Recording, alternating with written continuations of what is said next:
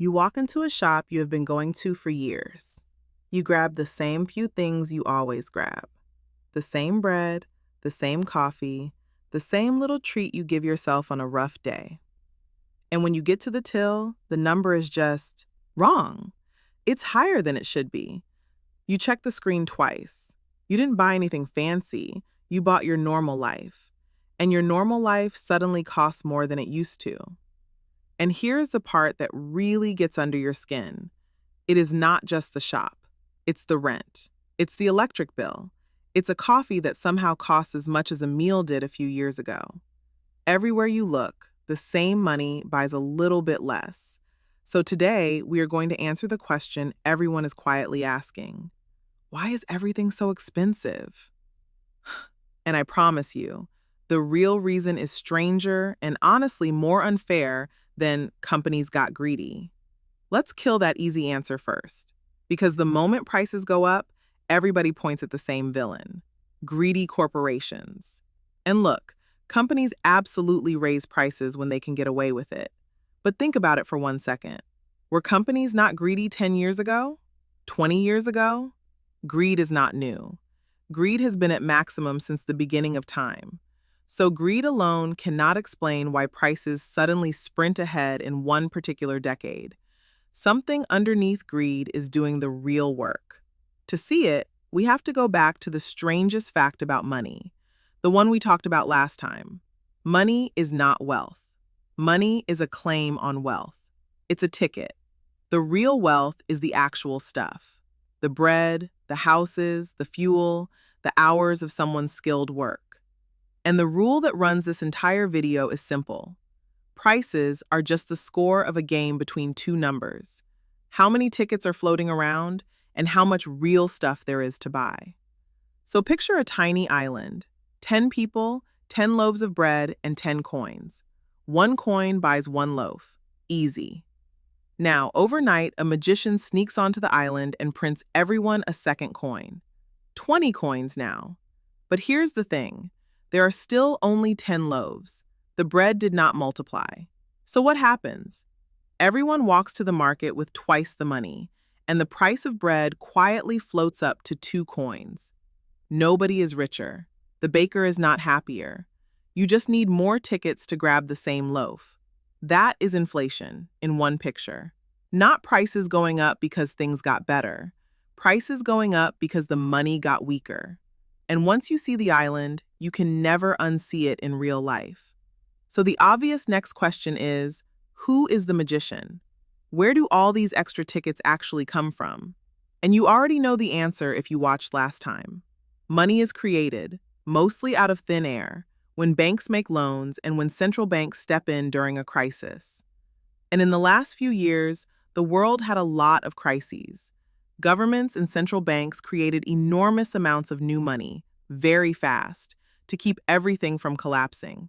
Trillions of fresh tickets, printed into a world that, for a while, was making less actual stuff. More tickets, same or less bread. The island, but planet-sized. So that is chapter 1 of the answer.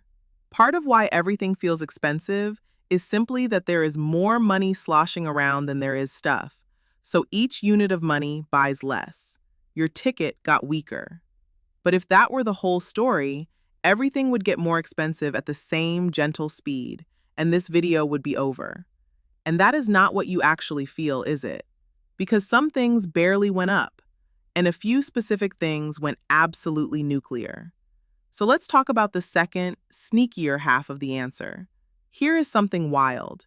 Over the last few decades, a lot of stuff actually got cheaper. A television used to cost a working person weeks of wages. Now, a bigger, sharper one costs a fraction of that. Clothes, toys, gadgets, flights, all much cheaper than they were for your grandparents. Why? Because we got incredibly good at making them. Factories, automation, and cheap global shipping meant we could pump out more TVs and t-shirts than ever. Lots of stuff, prices drop. The island rule running in reverse. So if gadgets got cheaper, why do you feel poorer? Because the things that got cheaper are the things that don't really run your life. Nobody lies awake at night stressed about the price of a toaster. The things that got brutally more expensive are the exact things you actually need to build a stable life. And there are basically three of them: a place to live, staying healthy, and getting an education. Look at a house. Go back to around 1970. A typical home costs roughly 2 to 3 years of a typical salary. One normal income could often buy it. Today, in a lot of cities, a home costs 6, 8, even 10 times a year's salary, and it can take two incomes just to keep up. The house did not get 10 times better. It's the same four walls and a roof. So what happened? Two things collided. First, remember all those extra tickets we printed? They don't spread out evenly. A lot of that new money doesn't go chasing bread. It goes hunting for things that hold value and can be owned. Things like houses. So a tidal wave of money went pouring into property, bidding prices up and up. And second, unlike televisions, you cannot mass produce houses in a factory in China and ship them over. You especially cannot ship over the one thing that actually matters, which is the land under a house in a place where people want to live. The supply is stuck. Lots of new money, chasing a very limited number of homes. Prices explode. Now do the same thing with healthcare and education. A hospital cannot suddenly conjure 10,000 more doctors. It takes over a decade to train one. A great university cannot magically triple its classrooms and famous professors overnight. These are things where the supply simply cannot grow fast, no matter how much money shows up wanting them.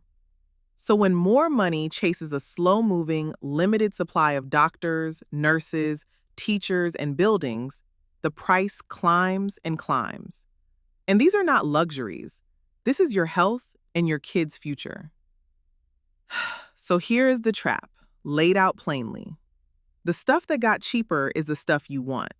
The stuff that got wildly more expensive is the stuff you need. Your gadgets are cheap, and your life is expensive. And on paper, some average of all prices might look almost calm. But you don't live in the average. You live in rent and food and the doctor and the daycare bill. And now the part that stings the most, because it explains why it feels so unfair. While the price of a stable life was sprinting ahead, wages were basically strolling. For decades, workers produced more and more per hour. Productivity climbed like a rocket. But the pay for a typical worker, once you account for rising prices, stayed shockingly flat. So think about what that means. The essentials, the house, the care, the schooling, went from taking up maybe 30% of a normal income to 60, 70, even 80%. You are running faster than ever and standing more or less still. There is one more trick hiding in your shopping bag, and once you spot it, you will see it everywhere. It is called shrinkflation. The price of the chocolate bar stays the same, so you feel fine. But the bar quietly got smaller. Fewer chips in the bag, fewer sheets on the roll. A family size that suddenly feels a lot less like a family. The company gets to raise the price per gram without ever scaring you with a bigger number on the shelf. And its sneaky cousin, skimpflation, where the price and size stay the same, but the recipe gets cheaper. Less of the good stuff, more filler. You are paying the same for a little bit less life. Multiply that across 100 products, and it is a raise for them and a pay cut for you that never shows up on any receipt. So why does all of this hurt so much, more than the raw numbers say it should? Because of how your brain keeps score. Your mind locks on to the old price. The coffee that used to be $2, the rent that used to be $1,000. That number becomes the true price in your head forever. So every time you pay more, it doesn't feel like the world changed. It feels like something is being taken from you. Meanwhile, when you get a raise, your brain treats it as earned, as obviously deserved, and moves on in about a week.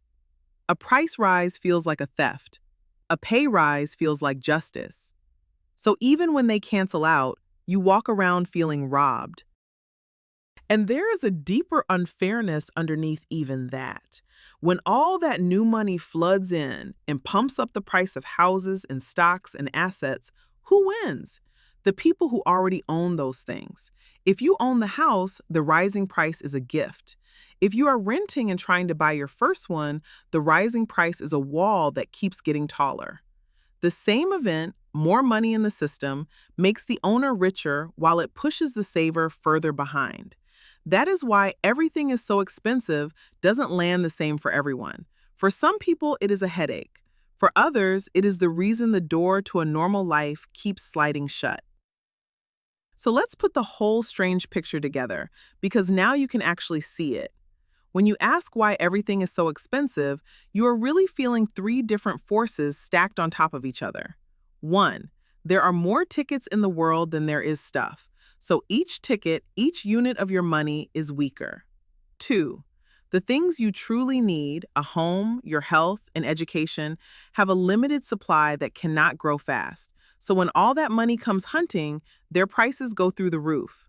And 3, your wages have not kept pace with any of it. So you are paying those bigger prices with a paycheck that barely moved. It is not one villain. It is not just greed. It is a money supply that keeps expanding, colliding with the handful of essential things that stubbornly refuse to, and your poor paycheck, stuck in the middle, taking the hit. But here is the useful part, the reason this is worth understanding instead of just being angry about. Once you can see the machine, you stop feeling crazy. You are not bad with money because the numbers stopped adding up. The numbers genuinely changed under your feet, and you learn where to look. You start paying attention to the things that hold their value when tickets get weaker, instead of holding all your life in tickets that quietly melt. Because that is the real secret hiding under this whole video. Cash is like an ice cube in a warm room. Just holding it, it slowly disappears. Real wealth is the stuff that stays solid while the tickets melt around it. So the next time you are standing at that till, staring at a number that feels wrong, you will know it is not just you. And it is not just greed. It is the oldest tug of war on earth. Too many tickets, not enough of the things that actually matter. And the people who understand that game play it very differently than the people who don't. If your brain feels a little bigger than it did 16 minutes ago, subscribe because that is the whole point of this channel. One curious question at a time, drawn in crayon. I will see you in the next one.